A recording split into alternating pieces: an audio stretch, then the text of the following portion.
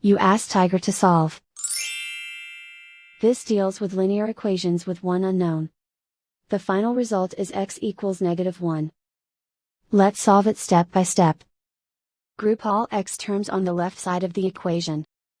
Subtract 3x from both sides.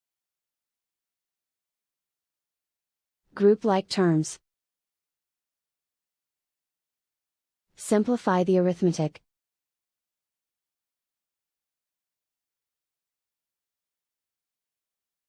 Group all constants on the right side of the equation.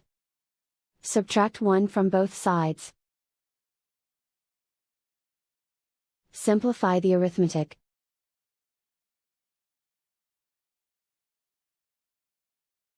And so the final result is x equals -1.